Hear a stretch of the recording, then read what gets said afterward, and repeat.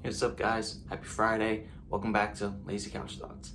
In case you didn't see, there's a huge trade that went down on yesterday between Cleveland and the Mets. As you may know, superstar franchise shortstop, one of the best shortstops in baseball, Francisco Lindor, was traded from the club formerly known as the Indians to the New York Mets. Also in the deal, Carlos Carrasco went from Cleveland to New York. And wow, what a move by Steve Cohen. Steve Cohen came in, he said instantly, hey, we're going to change the culture here. We want to spin, we want to build, we want to win championships. And then what does he do? He sees holes and he goes boop, boop, boop, boop, boop, like a magic fairy and starts filling them. He's like, oh, shortstop, that could be better, it could be better. Let's go get the best shortstop in baseball. Okay, Uncle Stevie, whatever you say. And it's like, like the rotation, we got like three really good starters. Let's just go throw another one out there. It would be good. We also have a top prospect coming up as the fifth starter, and we might even go sign someone else, like Jake Odorizzi. Okay, Uncle Stevie, well, we got the best shortstop in baseball. Like, what is that going to cost us? Oh, nothing. Our previous shortstop, he was a pretty good MLB player. He wasn't amazing, but he wasn't bad. He was a pretty good MLB player, top prospect, and two mid-tier prospects.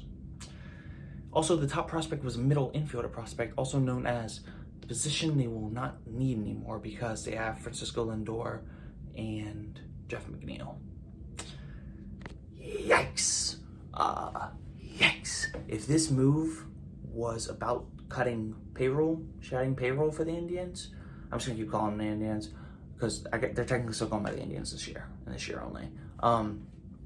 They did their job. I hate the move.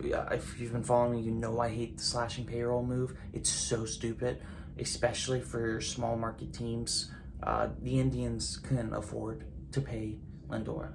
Let's face it. 3 or 4 years ago, they had a payroll of 140 to 160 million, and now all of a sudden they need the payroll at 37 million or under. I saw something on Twitter that said Mike Trout is going to earn more this season at 37 million than the Indians' entire payroll 40-man roster combined. How do we let that happen?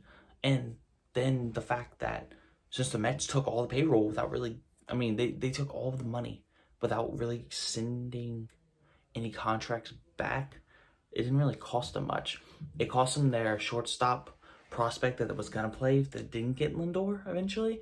It cost them their current shortstop who's not going to play because they have Lindor. And then two prospects who ESPN says doesn't crack the top 200. That's highway robbery. If you're an Indians fan, you're ecstatic. And then if you're a Mets fan, you're ecstatic. And not only that, you also have Carlos Carrasco. And I get it. Some people are like, well, Lindor, he had a bad season last year. Yeah, in 60-game stretch. Everybody goes cold. Track records have to stand for something, and Lindor stands. He's one of the best switch hitters in baseball. He probably is the best switch hitter in baseball. He's great on defense. He's a top 6 or 5 player based on WAR since 2015. Like, he is legit. He's a franchise caliber player. And then you have Carrasco, who, he can pitch. I don't really know his numbers offhand, but I know Lindor 2 years ago, the 2019 season, the last full season he had, hit 284 with 30 bombs while playing Gold Glove defense. What else could you want out of a shortstop? I will say that this looks great for the Mets, but it's on the premise of that they re-sign him to a long-term deal. That's when this looks great, because if he walks after this year, this is a bad move for the Mets.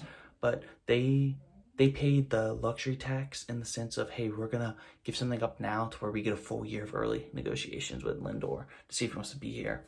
But, man, that team's starting to look good. I could see them going after a Brad Hand, maybe a George Springer. That's what they're looking at. They could be going after those type of guys. Maybe add another middle reliever or 2 or 3 because their bullpen's bad. But, they have a good rotation. They have a good lineup. Looking at some sort of combination of McNeil, Pete Alonso, Dom Smith, as we said, George Springer. Robinson Cano's not going to be there, which is probably going to be a blessing in disguise. Then you have Conforto. You have all these other guys that lineup's deep. It's 9 deep. They signed McCann. And then you have the rotation of DeGrom and Stroman and Carrasco. And then you still have Syndergaard, if whenever he comes back, you still have I'm blanking because people are talking behind me. But like you get it. This roster is extremely incredibly deep, and I could see right now there's 4 teams in the NL that kind of stand above everyone else. It's Dodgers, Padres, Braves, Mets, and I think the Mets are trying to climb up to that tier. If they can go sign a Springer and a Hand and maybe another guy, maybe another reliever because they do need the relievers desperately. I can see the Padres go. I mean, I can see the Mets going out there and competing with the Padres and the Dodgers in the NL as the top dog. But yeah, I'm very upset that Cleveland did this. We knew it was coming. Cleveland 2 years ago said, "Oh, when Jordan Rice here, because we're not going to pay him." Like it's very frustrating here as a baseball fan. Cleveland fans, I feel you. I hear you. We can have group therapy hours on Twitch tonight if you want to come. But yeah, guys, it's watch out for the Mets. They're making moves. Steve Cohen is gonna be a great owner in this league because he's joking around on Twitter after he's like, "Hey, what else y'all want?" He's like, "Hey, like we're talking about the black jerseys. What y'all want?" It's great to have an owner interact like that. It's very weird. Could you imagine like Steinbrenner during the Yankees like heyday being on Twitter or just like I guess in this case it would be walking around the streets of New York being like, "Hey, what y'all think? Like who should go get next? What y'all think? Y'all like this Jeter guy? Should we trade him?" It's very funny. It's all in good fun. But that's gonna do it for today. Thank you guys for watching. If you enjoyed the content, please like and subscribe for more. And I will see you guys next week. Peace.